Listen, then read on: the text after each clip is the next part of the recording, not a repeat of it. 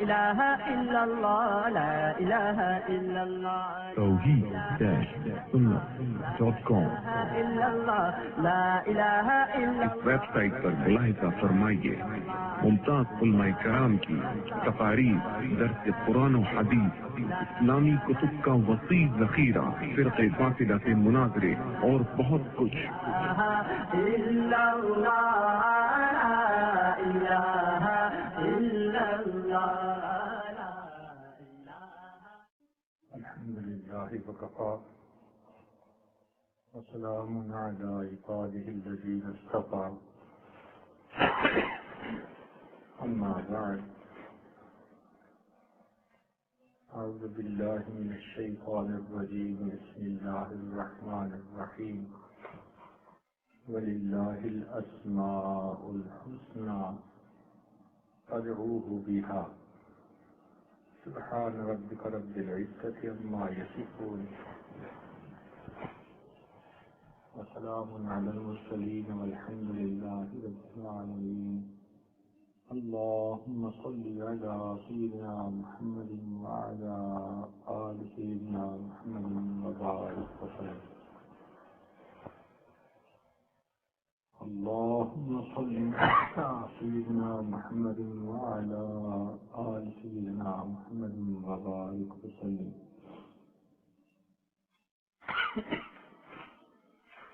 اللهم صل على سيدنا محمد وعلى آل سيدنا محمد وبارك وسلم ولله الأسماء الحسنى اللہ تعالیٰ کے پیارے پیارے نام ہیں، فادعوہ بہا، ان ناموں سے اس کو پکارو۔ اللہ رب العزت کے کچھ نام صفاتی ہیں اور ایک نام ذاتی ہے۔ جو اللہ تعالیٰ کا ذاتی نام ہے وہ لفظ اللہ ہے، اسم جلالہ اللہ۔ یہ اتنا خوبصورت نام ہے کہ جتنا اس پر غور کرتے چلے جائیں اتنا انسان کی حیرت بڑھتی چلی جاتی ہے۔ برکتوں والا نام، قرآن مجید میں اللہ تعالیٰ فرماتے ہیں تبارک اسم ربک، برکت والا نام ہے تیرے رب کا۔ ایک جگہ فرمایا تبارک الذی بیدہ الملک، برکت والی ہے وہ ذات جس کے ہاتھ میں ہے ملک۔ اللہ تعالیٰ کی ذات بھی برکت والی اور اللہ تعالیٰ کا نام بھی برکت والا۔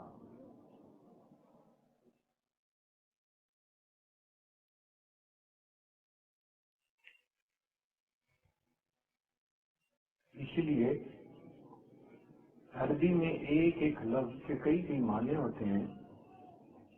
مفسرین نے لکھا ہے کہ اسم کا جو لفظ ہے اس کے بھی کئی معنی ہیں۔ ایک معنی اس کا نام ہے اور ایک معنی اس کا برکت ہے۔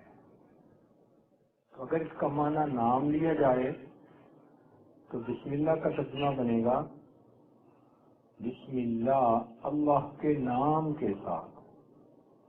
اور اگر اس کا ترجمہ برکت لیا جائے تو پھر معنی بنے گا اللہ تعالیٰ کی برکت کے ساتھ۔ تو اللہ کے نام کی برکتیں بہت زیادہ ہیں۔ جو انسان اس نام کو بار بار اپنے زبان سے لے، اپنے دل سے لے، اس شخص کی زندگی میں برکتیں آ جاتی ہیں۔ یوں سمجھیں کہ اللہ تعالیٰ کا نام ساری دنیا کی لذتوں کا کیپسول ہے۔ اس نام میں ایک مٹھاس ہے۔ ماں کو بیٹے سے پیار ہوتا ہے تو بیٹے کا نام لینے میں بھی اس کو مزہ آتا ہے۔ اسی طرح مومن کو اللہ تعالیٰ سے محبت ہوتی ہے، اس کو اللہ تعالیٰ کے نام لینے سے بھی محبت ہوتی ہے، لطف آتا ہے۔ نام سنتے ہی نشہ سا چھا گیا، چنانچہ اللہ تعالیٰ کے نام کو سن کر ہی مومن کی عجیب کیفیت ہوتی ہے. ایک دم بھی محبت چھپ نہ سکی جب تیرا کسی نے نام لیا. اے اللہ جب تیرا کوئی نام لیتا ہے تو میری کیفیت ایسی ہو جاتی ہے کہ یہ محبت چھپ ہی نہیں سکتی. قرآن مجید میں بھی ارشاد فرمایا کہ جو ایمان والے لوگ ہیں انما المؤمنون، بے شک جو ایمان والے لوگ ہیں، الذین، یہ وہ لوگ ہیں اذا ذکر اللہ، کہ جب ان کے سامنے اللہ کا نام آئے، وجلت قلوبہم، ان کے دل تڑپ جاتے ہیں. تو مومن کی نشانیوں میں سے پہلی نشانی کہ اللہ تعالیٰ کا نام سن کے تڑپ اٹھتا ہے. تو اس نام کے اندر بھی عجیب لذت ہے. ہم رٹیں گے گرچہ مطلب کچھ نہ ہو، ہم تو عاشق ہیں تمہارے نام کے. اللہ تعالیٰ کا نام لینے میں بھی لطف اور مزہ آتا ہے بندے کو. آخری کے ایک شاعر فرماتے ہیں اللہ اللہ ایچ شیری ہست نام، شیر و شکر میں شود نانم تمام. اللہ اللہ یہ کتنا پیارا نام ہے کہ جب میں یہ نام لیتا ہوں تو میرے جسم پورے کے اندر یوں لذت آتی ہے جیسے کہ چینی کے ملا دینے سے پورے دودھ کے اندر مٹھاس آ جاتی ہے. چنانچہ ایک بزرگ گزرے ہیں، ان کا نام تھا شبلی رحمت اللہ علیہ. ان کے دل میں اللہ تعالیٰ کی محبت اتنی تھی کہ ان کے سامنے جب کوئی اللہ کا نام لیتا تھا تو وہ اس بندے کے منہ کے اندر مٹھائی ڈالتے تھے. ان کی جیبوں کے اندر میٹھا ہوتا، گڑ کی دلی ہوتی، مٹھائی ہوتی. ان کے سامنے جو بھی اللہ کا نام لیتا وہ اس کے منہ میں مٹھائی ڈالتے تھے. کسی نے پوچھا کہ شبلی آپ یہ کیا کرتے ہیں؟ تو فرمانے لگے کہ جس منہ سے میرے محبوب کا نام نہیں نکلے میں اس منہ کو مٹھاس سے نہ بھر دوں تو اور کیا کروں. اس سے اندازہ لگا سکتے ہیں کہ ان کو اللہ تعالیٰ سے کتنی محبت ہوگی. تو جب محبت ہو اللہ تعالیٰ سے تو اللہ تعالیٰ کا نام بھی اچھا لگتا ہے. اس نام کو لینے میں مزہ آتا ہے، جی بھرتا ہی نہیں اس نام کے لینے سے. تو یہ نام بھی برکتوں والا ہے.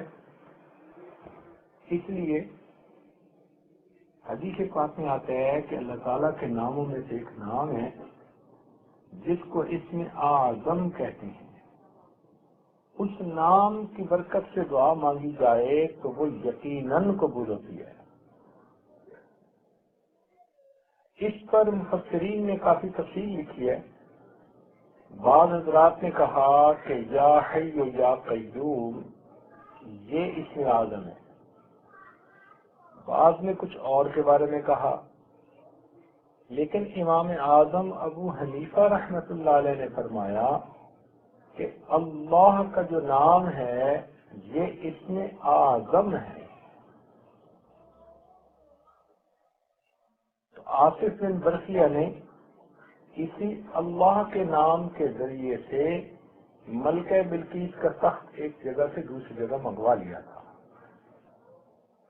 مگر وہ فرماتے ہیں کہ ہے تو یہ اسم اعظم مگر ہر ایک کو لینے کا طریقہ نہیں آتا. اس کو لینے کا طریقہ سیکھنا پڑتا ہے. مثال کے طور پر حضرت عیسیٰ علیہ السلام کی زبان سے یہی لفظ نکلتا تھا قم بإذن اللہ، اللہ کے حکم سے کھڑے ہو جاؤ. تو مردے بھی تھوڑی دیر کے لیے اٹھ کے کھڑے ہو جاتے تھے. اور آج ہماری یہ حالت ہے کہ ہم اگر قم بإذن اللہ کسی سوئے ہوئے کو کہیں تو سویا ہوا بھی اٹھ کے کھڑا نہیں ہوتا. تو یہ فرق کیوں ہے بھائی؟ الفاظ تو بالکل ایک جیسے ہیں، جو انہوں نے کہا وہی ہم کہہ رہے ہیں. تو پتہ چلا کہ الفاظ کا فرق نہیں، جس منہ سے یہ الفاظ نکل رہے ہیں اس زبان کا فرق ہے۔ تو جب انسان کی زبان میں سچائی آ جاتی ہے، نیکی آ جاتی ہے، تقوی آ جاتا ہے، اللہ کی محبت آ جاتی ہے، پھر اس زبان سے جب اللہ کا نام نکلتا ہے تو اس کی برکت آتی ہے۔ چنانچہ حدیث پاک میں آتا ہے کہ ایک مرتبہ نبی علیہ السلام درخت کے نیچے آرام فرما رہے تھے، سمامہ میں نقال ایک کافر اس طرف آ نکلا، اس نے دیکھا کہ درخت کے ساتھ تلوار لٹک رہی ہے اور اللہ تعالیٰ کے محبوب سوئے ہوئے ہیں، تو یہ تو بڑا اچھا موقع ہے ان پہ حملہ کرنے کا۔ چنانچہ اس نے وہ تلوار ہاتھ میں لے لی، حملہ کرنا چاہتا تھا کہ اتنے میں اللہ کے محبوب بیدار ہوئے۔ جب آپ بیدار ہو کے کھڑے ہو گئے تو اس نے پوچھا، میں یمنعو کا منی یا محمد صلی اللہ علیہ وسلم، کہ محمد صلی اللہ علیہ وسلم آپ کو مجھ سے اب کون بچا سکتا ہے؟ حدیث میں آتا ہے کہ آپ نے ارشاد فرمایا اللہ، تو بس اللہ کا نام لینا تھا، اس کے اوپر ایسی ہیبت طاری ہوئی کہ وہ کانپنے لگ گیا، حتیٰ کہ تلوار اس کے ہاتھوں سے نیچے گر گئی۔ تو نبی علیہ السلام نے وہ ہاتھ سے تلوار لے لی، اٹھا لی زمین سے اور اس سے فرمایا، میں یمنعو کا منی، اب بتا تجھے مجھ سے کون بچائے گا؟ تو وہ لگا منتیں کرنے، آپ تو بڑے اچھے اخلاق والے ہیں اور بڑے اعلیٰ ہیں اور فلاں ہیں اور فلاں ہیں۔ تو اللہ تعالیٰ کے محبوب نے پھر اس کو معاف کر دیا اور کہا کہ اچھا چلو میں تمہیں معاف کرتا ہوں، تم چلے جاؤ۔ جب اللہ تعالیٰ کے محبوب نے معاف کر دیا تو وہ حیران ہو گیا اور وہیں کھڑا رہا۔ نبی اسلام نے فرمایا کہ تم جاتے کیوں نہیں؟ کہنے لگا اللہ کے نبی، آپ نے تو مجھے معاف کر دیا، اب مجھے کلمہ پڑھا دیجئے تاکہ اللہ تعالیٰ بھی مجھے معاف فرما دے۔ تو دیکھیے اللہ کے نام میں کیا برکت تھی۔ چنانچہ دربند ایک شہر تھا، اس میں احمد دربندی رحمت اللہ علیہ ایک بزرگ تھے۔ تو تاتاری شہزادے نے جب ان کو گرفتار کروایا تو وہ ہتھکڑیوں میں پیش ہوئے، تو وہ تاتاری شہزادہ کہنے لگا کہ میں تمہیں سزائیں دوں گا، یہ کروں گا، یہ کروں گا، دیکھا میں نے تمہیں گرفتار کر لیا۔ تو انہوں نے اللہ کا لفظ جو کہا تو ان کے ہاتھوں کی ہتھکڑیاں ٹوٹ کر نیچے جا گئی۔ تو وہ بڑا اس وقت جو ہے گھبرا گیا، پھر وہ حضرت کا متقد بنا۔ بعد میں اس شہزادے نے اسلام قبول کیا اور یوں اللہ تعالیٰ نے اسلام سے جو مسلمانوں سے جو تاج چھینا گیا تھا وہ دوبارہ مسلمانوں کو لوٹا دیا۔ ہمارے علاقے میں ایک بزرگ گزرے ہیں،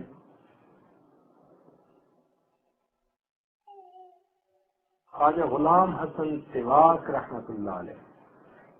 اس واقعے کے ہزاروں لوگ گواہ ہیں۔ تو ان پہ ہندوؤں نے مقدمہ کر دیا، ایک ہی علاقے میں رہتے تھے، پارٹیشن سے پہلے کی بات ہے۔ تو ہندوؤں نے ان پہ حملہ کر دیا تو ان کو عدالت میں بلا لیا گیا۔ انہوں نے عدالت میں پوچھا کہ بھئی مجھے کیوں بلایا گیا؟ تو جج نے بتایا کہ آپ پہ مقدمہ ہے کہ آپ ہندو نوجوانوں کو زبردستی مسلمان کرتے ہیں۔ تو یہ سن کے آپ حیران ہو گئے اور جس طرف ہندو کھڑے تھے اس طرف آپ متوجہ ہوئے اور متوجہ ہو کر آپ نے ایک کی طرف اشارہ کر کے فرمایا اللہ، تو اس نے کلمہ پڑھ لیا۔ پھر دوسرے کی طرف کا اللہ، اس نے کلمہ پڑھ لیا۔ غرض 3-4 بندوں کی طرف اشارہ کر کے فقط اللہ کا لفظ کہا، ان کے دلوں پہ ایسی تاثیر ہوئی کہ ان سب لوگوں نے کلمہ پڑھ لیا۔ چنانچہ جج نے وہ مقدمہ خارج کر دیا اور حضرت کو باعزت بری کر دیا۔ تو جن لوگوں نے اللہ کے نام پر محنت کی ہوتی ہے، اس نام کو اپنے دل میں بسایا ہوتا ہے، پھر ان کی زبان سے جب یہ لفظ نکلتا ہے تو اس لفظ کی برکتیں ظاہر ہوتی ہیں۔ چنانچہ یہ لفظ بہت برکتوں والا لفظ ہے، ہم اس لفظ کو لینا سیکھیں۔ کاش ہمیں یہ لفظ لینا آ جائے، ایسے اچھے انداز سے ہم یہ اللہ کا لفظ لیں کہ کہ اللہ تعالیٰ کی طرف سے رحمتوں کا نزول ہو جائے اس نام کے لینے سے. تو یہ نام بڑی برکتوں والا ہے. بہرحال اس نام کی برکت سے جو دعا مانگی جائے تو وہ دعا قبول ہوتی ہے. تو اس کو اس میں ذات کہتے ہیں. تیسری حدیث پاک میں آتا ہے کہ اس نام کے اندر اتنی برکت ہے کہ اللہ تعالیٰ نے اسرافیل علیہ السلام کو کہا ہوا ہے جن کے ذمے سور پھونکنا اور قیامت کا قائم ہونا. تو ان کو فرمایا ہوا ہے کہ تم دنیا کے جب بھی کسی ایک بندے سے میرا نام سنو اللہ کا تو تم سور پھونکنے میں 40 سال تاخیر کر دینا. تو جب آخری بندہ دنیا میں اللہ کا نام کہے گا اس کے بھی 40 سال بعد جا کر سور پھونکا جائے گا اور دنیا کو تباہ کر دیا جائے گا. تو ایک دفعہ اللہ کا نام لے لیا جائے تو یوں سمجھو کہ پوری دنیا سے 40 سال کے لیے قیامت ٹل جاتی ہے. اب یہاں پر مفسرین نے نقطہ لکھا کہ جب اللہ کا نام لینے سے قیامت جیسی بڑی مصیبت ٹل جاتی ہے تو اگر کوئی اخلاص کے ساتھ اللہ کا نام لے گا اللہ اس کی زندگی سے پریشانیوں اور مصیبتوں کو کیوں نہیں ڈالیں گے. حق یہ ہے کہ ہم یہ صحیح نام لیتے ہی نہیں ہیں جیسے لینا چاہیے. یہ ہماری زبان سے تو نکلتا ہے ہمارے دل سے نہیں نکلتا. ایک آدمی نے ایک بزرگ نے طوطا پالا ہوا تھا اور اس کو اس نے اللہ اللہ سکھایا ہوا تھا. اب جب بھی کوئی اس کے پاس آتا تو وہ طوطا اللہ اللہ اللہ کا لفظ بولتا تو لوگ بڑے خوش ہوتے. ایک دن وہ پنجرا کھلا رہ گیا تو بلی آئی اور اس نے اس طوطے کو جو پکڑا اور اس کو دبوچ کے بھاگ گئی تو طوطا ٹیں ٹیں کرتا ہوا جا رہا تھا. اس آدمی کو افسوس تو بڑا ہوا کہ میرا طوطا مر گیا. تو اس نے کسی بزرگ کو جا کے حالات سنائے اور ساتھ کہنے لگا کہ حضرت مجھے یہ بات سمجھ نہیں آئی کہ میرا طوطا تو اللہ اللہ ہر وقت کہتا تھا لیکن جب بلی نے پکڑا تو وہ ٹی ٹی کہنے لگا.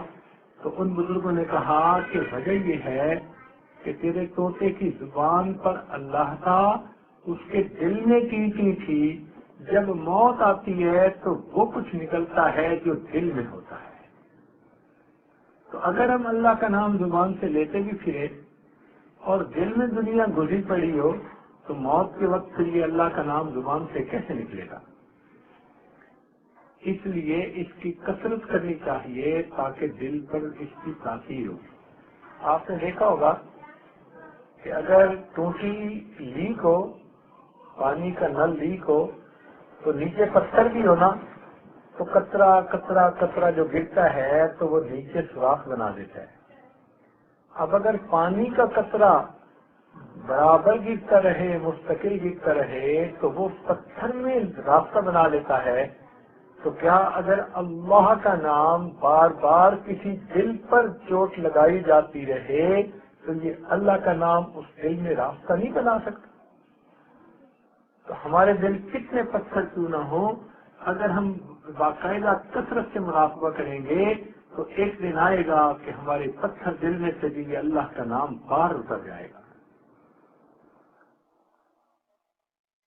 حضرت اکرم ثانی رحمۃ اللہ علیہ نے ایک تمثیل لکھی ہے. فرماتے ہیں کہ قرآن مجید کی ہر آیت کا ایک ظاہر ہے ایک باطن ہے. تو ایک آیت میں اللہ تعالیٰ فرماتے ہیں ان الملوک کا اذا دخلوا قریۃ افسدوها وجعلوا اعزۃ اہلها اذلہ.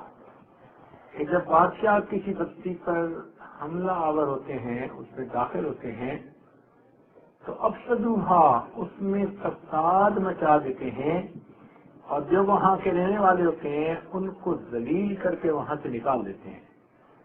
تو انہوں نے فرمایا کہ یہ بہترین تمثیل ہے. اگر یہاں پر قریہ سے مراد ہم دل کا قریہ لے لیں دل کی بستی لے لیں اور ملوک سے مراد مالک ملک اللہ کا نام لے لیں تو پھر اس کا مفہوم یوں بنے گا ان الملوک اذا دخلوا قریۃ.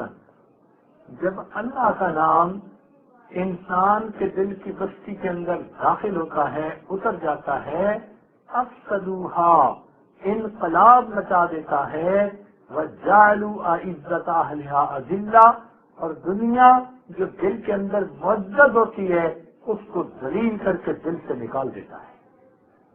تو اللہ تعالیٰ کے نام میں بڑی برکتیں ہیں۔ ہمیں چاہیے کہ ہم لیٹے بیٹھے چلتے پھرتے اس نام کو اپنے دل سے بار بار لیتے رہیں، دل سے گزارتے رہیں، تاکہ دل کے اندر اس نام کی برکتیں آ جائیں۔ تو یہ اللہ رب العزت کا ذاتی نام ہے۔ دیکھیں کتنا پیارا نام ہے کہ اسی سے نماز کی ابتدا اور اسی سے نماز کی انتہا۔ اب جب آپ نماز شروع کرتی ہیں تو تکبیر کہہ کر اللہ اکبر، تکبیر تحریمہ، تو شروع میں کون سا نام لیا؟ اللہ کا، تو نماز شروع ہوئی اللہ کے نام سے۔ اسی طرح جب آپ سلام پھیرتی ہیں تو سلام پھیر کر آپ کیا کہتی ہیں؟ السلام علیکم ورحمۃ اللہ۔ اس میں بھی آخری لفظ اللہ ہے، تو نماز کا پہلا حرف بھی اللہ اور آخری حرف بھی اللہ۔ اسی طرح اذان کو دیکھ لیں، اللہ اکبر سے شروع ہوتی ہے اور لا الہ الا اللہ پہ ختم ہوتی ہے، تو پہلا لفظ بھی اللہ اور آخری لفظ بھی اللہ۔ سبحان اللہ، اس نام کے اندر عجیب برکتیں ہیں، اور اس کی برکتیں اللہ والے ہی جانتے ہیں۔ اس لیے جب وہ اللہ کا نام لیتے ہیں تو پھر اللہ تعالیٰ اپنی رحمتوں کو نازل کر دیتا ہے۔ تو یہ اللہ تعالیٰ کا ذاتی نام ہے۔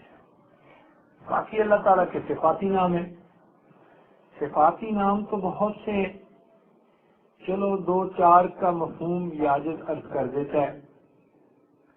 مثال کے طور پر ایک نام ہے اللہ کا یا حنان، اور ایک ہے یا منان۔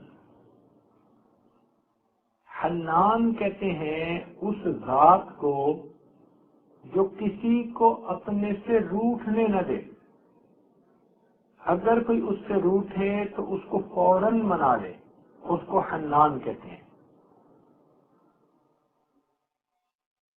جیسے کچھ عورتوں کی طبیعت ہوتی ہے کہ وہ کسی کی ناراضگی کو برداشت کر ہی نہیں سکتی، ذرا کوئی ناراض ہو تو فوراً اس کو منا لیتی ہیں معذرت کر کے۔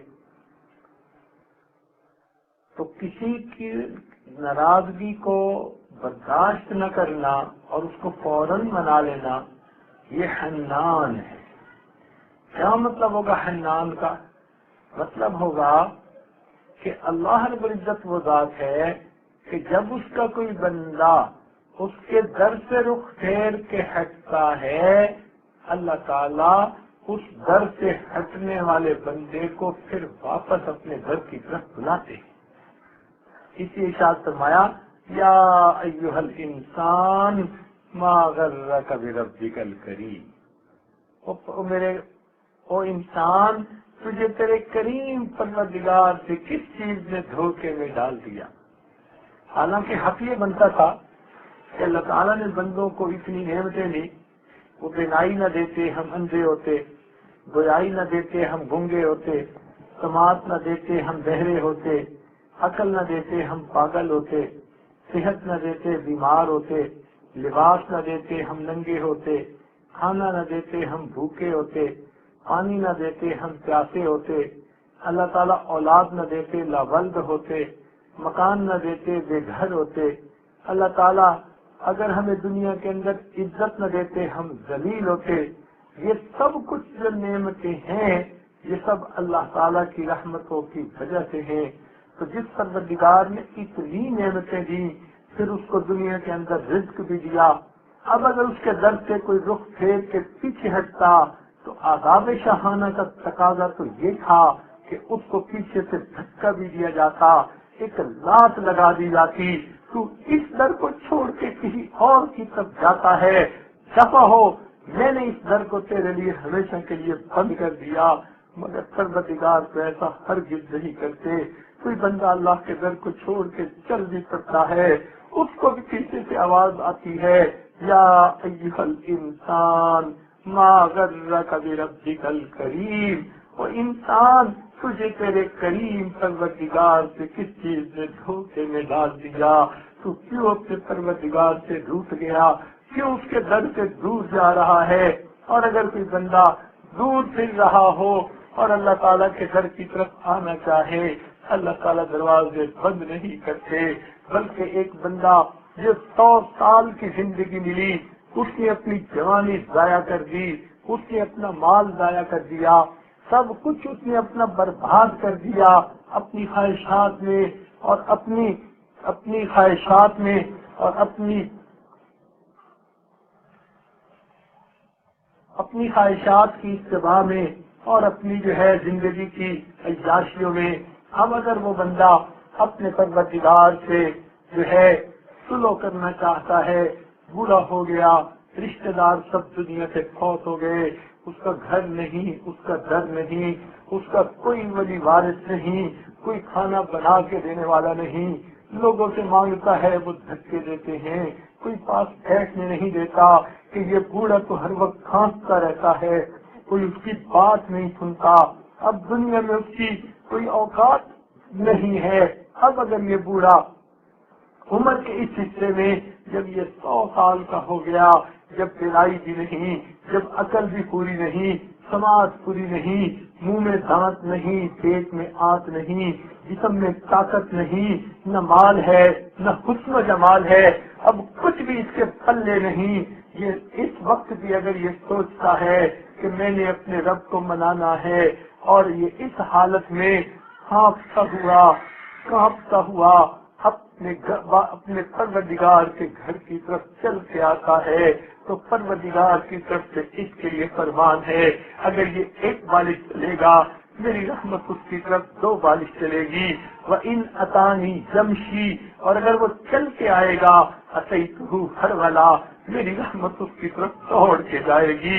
اللہ تعالیٰ اس بوڑھے کے آنے پر بھی اس کو تانا نہیں دیتے، اس کو جتلاتے نہیں، یہ نہیں کہتے اب آیا ہے اب تیرے پلے ہی کیا، تو نے جوانی کہاں گزاری، تو کہاں راتیں گزارتا پھرا، کہاں تو نے اپنی زندگی کو عیاشیوں میں گزارا، اب تجھے یاد آیا۔ اللہ تعالیٰ تانا نہیں دیتے اس 100 سال کے بوڑھے کو بھی جس کا کوئی سہارا نہیں، اپنے در پر آتا دیکھ کر اللہ تعالیٰ اس کی توبہ کو قبول کر لیتے ہیں۔ تو رب کریم تو اتنے مہربان ہیں، اس لیے کہ وہ حنان ہے، وہ اپنے بندوں کو اپنے سے دور جانے دینا بھی نہیں چاہتے، اس لیے تو اپنے انبیاء کو بھیجا وہ میرے بندوں کو میرے در کی طرف بلائے۔ نبی اسلام نے فرمایا صحابہ کو کہ لوگوں کی مثال ایسی ہے جیسے کہ وہ سب کے سب جہنم کی طرف بھاگے جا رہے ہیں، اور میری مثال ایسے ہے میں ان کو ان کی کمروں سے پکڑ پکڑ کے پیچھے کھینچ رہا ہوں۔ تو انبیاء بھی اس دنیا میں آئے اور انہوں نے دین کی خاطر اتنی قربانیاں دی، اولیاء نے بھی قربانیاں دی، یہ سب کس لیے اللہ تعالیٰ نے پسند فرماتے ہیں میرے بندوں کو میری طرف بلا لیا جائے، اس لیے کہ وہ حنان ہیں، وہ نہیں چاہتے کہ میرے بندے میرے در سے دور ہو جائے۔ اس لیے ارشاد فرمایا کہ یا حسرت علی العباد، حسرت ہے بندوں پر، ما یأتیہم من رسول الا کانوا بہ یستہزئون، ان کے پاس کوئی رسول ایسا نہیں آیا جس کا انہوں نے مذاق نہ اڑایا ہو۔ تو پہلے دور میں انبیاء کا مذاق اڑایا جاتا تھا، آج کے دور میں انبیاء کرام کی سنتوں کا مذاق اڑایا جاتا ہے۔ ذہنیت ان کی بھی وہی ہے جو پہلے والوں جیسی ہوتی ہے۔ دوسری جگہ پر فرماتے ہیں الم اعہد الیکم یا بنی آدم اللہ تعبدوا الشیطان انہ لکم عدو مبین وان اعبدونی ھذا صراط مستقیم ولقد اضل منکم جبلا کثیرا افلم تکونوا تعقلون۔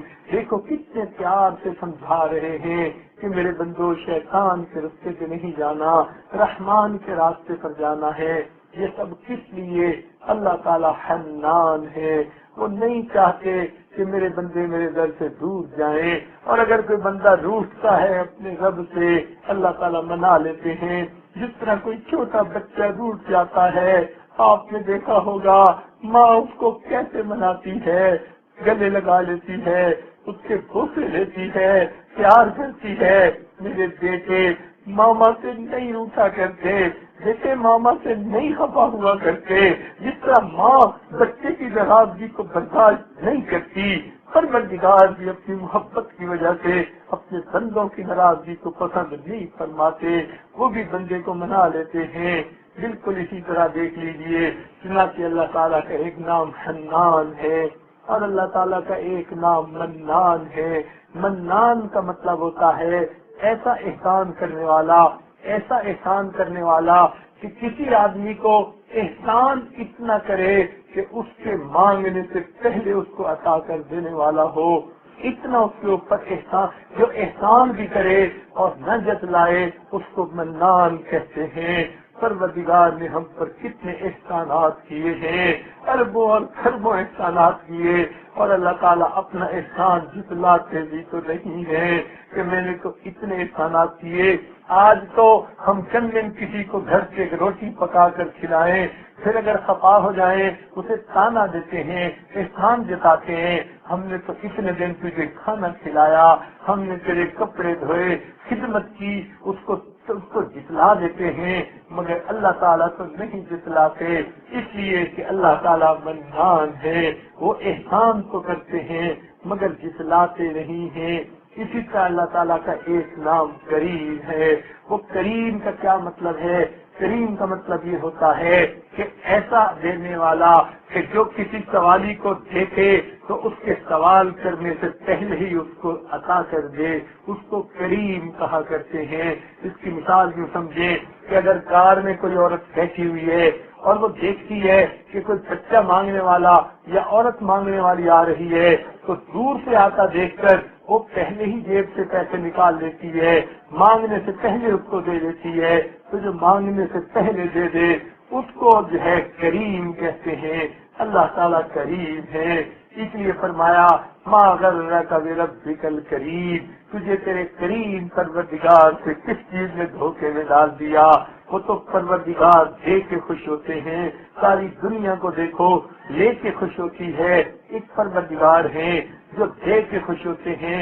اس کے دینے کی حالت تو یہ ہے کہ اگر کوئی بندہ اس سے ایک دفعہ مانگے وہ دیتے ہیں، 2 دفعہ مانگے دیتے ہیں، 3 دفعہ مانگے دیتے ہیں، صبح مانگے دیتے ہیں، رات مانگے دیتے ہیں، بلکہ جو بندہ ہر چیز اللہ سے مانگے، ہر وقت اللہ سے مانگے، اللہ تعالیٰ اس کو اپنے اولیاء میں شامل فرما لیتے ہیں، فرماتے ہیں کہ یہ میرا ولی ہے، مجھ سے مانگتا ہے، کسی اور سے مانگتا ہی نہیں۔ توحید-sunnah.com کہ وہ اپنے بندوں کو دے کر خوش ہوتے ہیں، ان کو دے کر ہے پروردگار خوش ہوتے ہیں، اس لیے کہ وہ کریم ہیں۔ رب کریم ہم پر کتنے مہربان ہیں، دے کر خوش ہوتے ہیں۔ سبحان اللہ، اللہ تعالیٰ دے کر خوش ہوتے ہیں، اس لیے کہ وہ کریم ہے۔ چنانچہ اللہ تعالیٰ حنان بھی ہے، منان بھی ہے، کریم بھی ہے، اور اللہ رب العزت جو ہے رحمان اور رحیم بھی ہے۔ یہ دونوں نام رحمت کی صفت سے نکلے ہیں، رحمان بھی رحیم بھی۔ لگتا یہ ہے کہ یہ ایک جیسے لفظ ہیں مگر ان کے معنی میں تھوڑا فرق ہے۔ اس کی مثال یوں سمجھ لیجیے، جیسے بعض لوگ امیر ہوتے ہیں لیکن ان میں خرچ کرنے کی عادت نہیں ہوتی، تو خرچ کرنے کی عادت اور صفت ہے، امیر ہونا اور صفت ہے۔ یہ کچھ لوگ ہوتے ہیں امیر بھی ہوتے ہیں اور خرچ بھی خوب کرتے ہیں، لہذا رحمان اور رحیم کا یہی مطلب ہے۔ اللہ تعالیٰ وہ ذات ہے جس کی رحمت ہے بھی بے انتہا اور وہ خرچ بھی بے انتہا ہو رہی ہے۔ اللہ تعالیٰ کی رحمتوں کا کیا کہنا، وہ تو اپنوں کو بھی دیتا ہے، غیروں کو بھی دیتا ہے۔ ہماری کوئی بات نہ مانے، ہمارا جی چاہتا ہے ہم اس کو روٹی دینا بند کر دیں، گھر سے نکال دیں۔ لوگوں کو دیکھو نافرمان ہوتے ہیں، کافر ہوتے ہیں، اللہ تعالیٰ کے وجود کو ہی نہیں مانتے، پروردگار ان کو بھی تعریف، ان کو بھی رزق دے دیتا ہے، ان کو بھی اولادیں دے دیتا ہے، ان کو بھی صحت دے دیتا ہے۔ اللہ تعالیٰ رحمان ہے، دنیا میں اپنے پرائے سب کو دیتا ہے، البتہ قیامت کے دن ایمان والوں کے لیے رحمت خاص ہوگی۔ وَكَانَ بِالْمُؤْمِنِينَ رَحِيمًا، یہ رحمت کی صفت بھی عجیب ہے۔ اللہ تعالیٰ اپنے بندوں کے اوپر رحیم و کریم ہے۔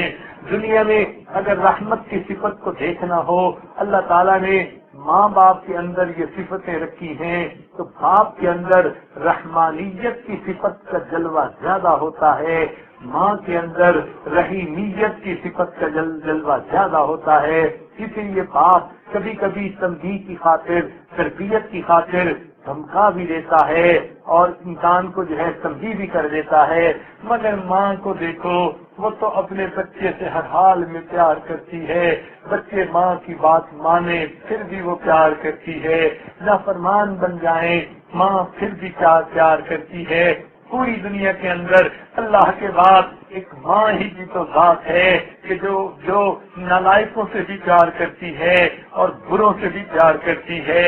باپ کی اولاد بری ہو جائے، باپ کہتے ہیں میں گھر سے نکال دوں گا، مگر کبھی ماں تو نہیں کہتی، اس لیے کہ وہ تو ماں ہوتی ہے، وہ کہے گی اولاد بگڑ گئی، مقدر ان کے، مگر میں تو ماں ہوں، میرا تو دل تڑپتا ہے، میں ان کو گھر سے کیسے نکالوں۔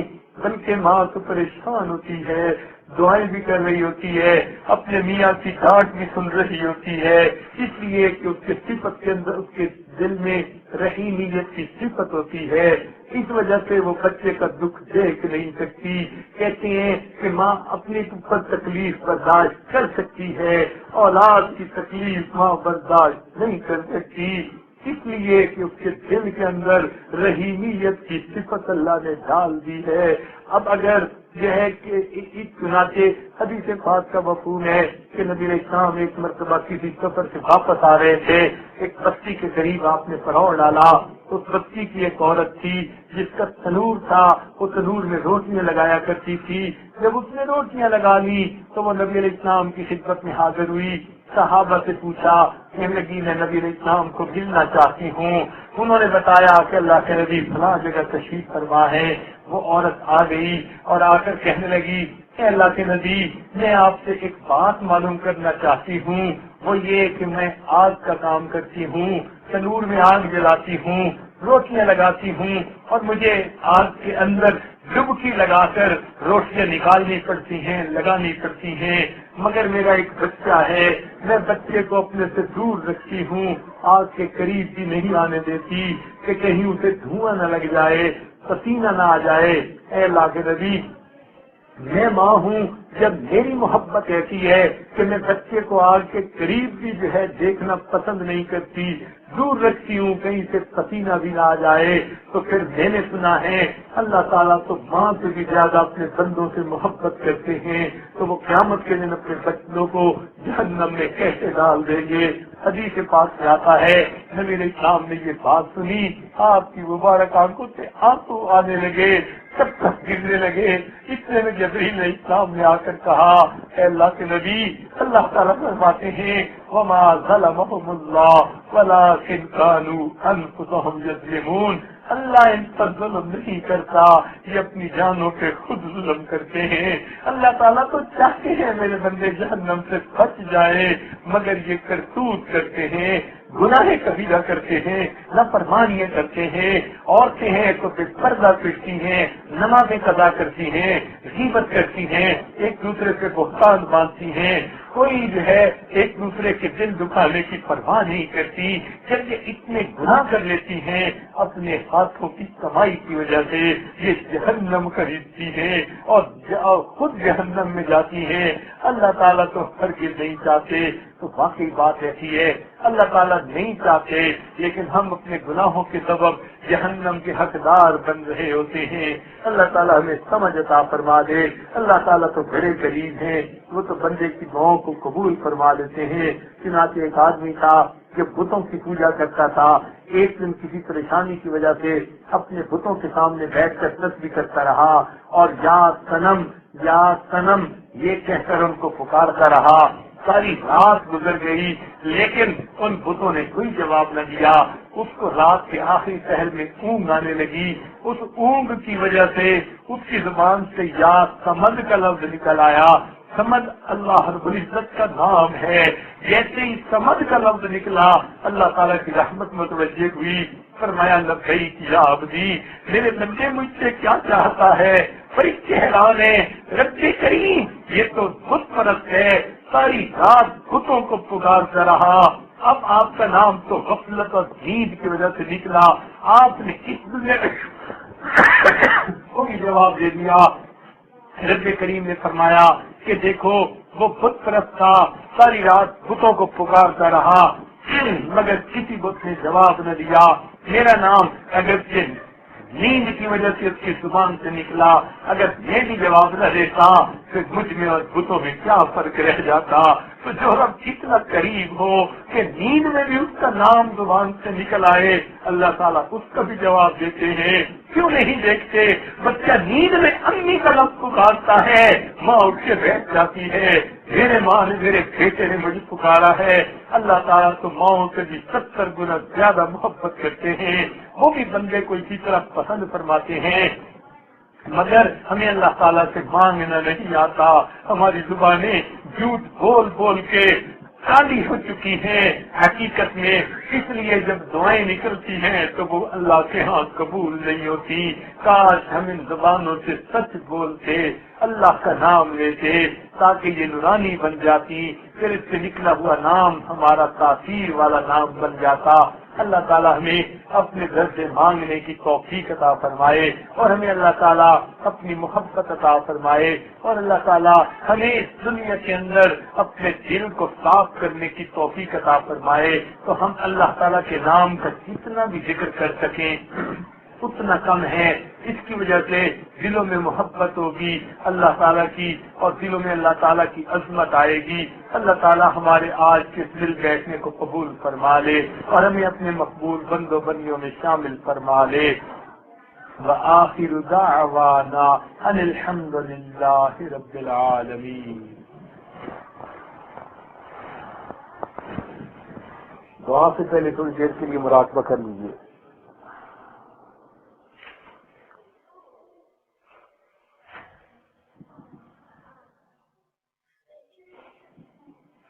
آنکھوں کو بند کر لیجیے، سب کو جھکا لیجیے. دنیا اور جو کچھ دنیا میں ہے اس سے ہٹ کٹ کے اللہ تعالیٰ کی یاد میں ڈوب جائیے. انسان جب اپنے اندر جھانکتا ہے اسے اپنی اصل تصویر نظر آتی ہے. اپنے من کے دریچے کو کھولیے، اپنی اصل تصویر کو دیکھیے.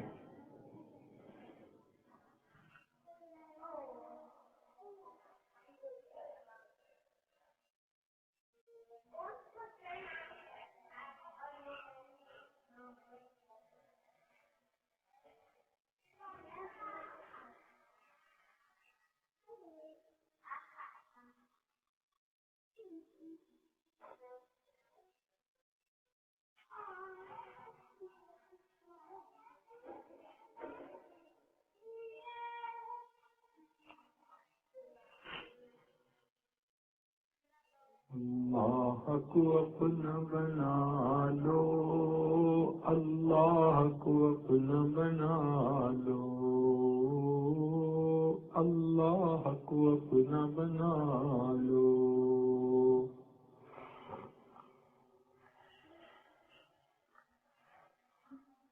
یہ زندگی ایک مہلت ہے، روٹھے ہوئے رب کو منا لو، اللہ کو اپنا بنا لو. اب سب رشتوں کو چھوڑو، اللہ سے رشتہ جوڑو. اب سب رشتوں کو چھوڑو، اللہ سے رشتہ جوڑو. ہر غیر سے اب ہٹ کٹ کے اللہ سے لو لگا لو، اللہ کو اپنا بنا لو.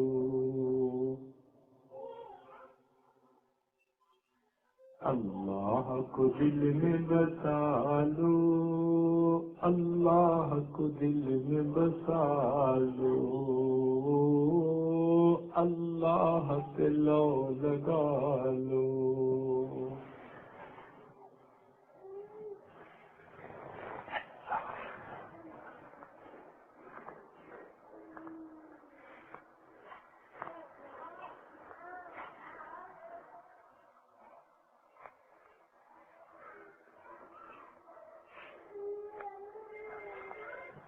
لا الہ الا اللہ محمد رسول اللہ۔ دعا کیجیے۔ سبحان ربی العظیم اللہم صل علی سیدنا محمد وعلی آل سیدنا محمد وبارک وسلم۔ اے ہمارے گناہ کے عالی مسکین بننے، ہمارے گناہوں کو معاف فرما، ہماری خطاؤں سے درگزر فرما، ہمارے عیبوں کی پردہ پوشی فرما۔ اللہ ہماری نگاہوں کو پاک فرما، ہمارے دلوں کو صاف فرما، ہمارے سینوں کو اپنی محبت سے لبریز فرما، اپنے عشق کی آتش ہمارے سینوں میں پیدا فرما، ہمارے انگ انگ سے اپنے ذکر کو جاری فرما، روئے روئے سے اپنے ذکر کو جاری فرما، ہڈی ہڈی بوٹی بوٹی میں اپنی محبت پیدا فرما۔ اللہ ہمارے ساتھ درگزر کا معاملہ فرما۔ اللہ صاحب خانہ نے جس محبت کے ساتھ اپنے گھر بلایا، اس کے بدلے ان کو اپنی سچی محبت نصیب فرما۔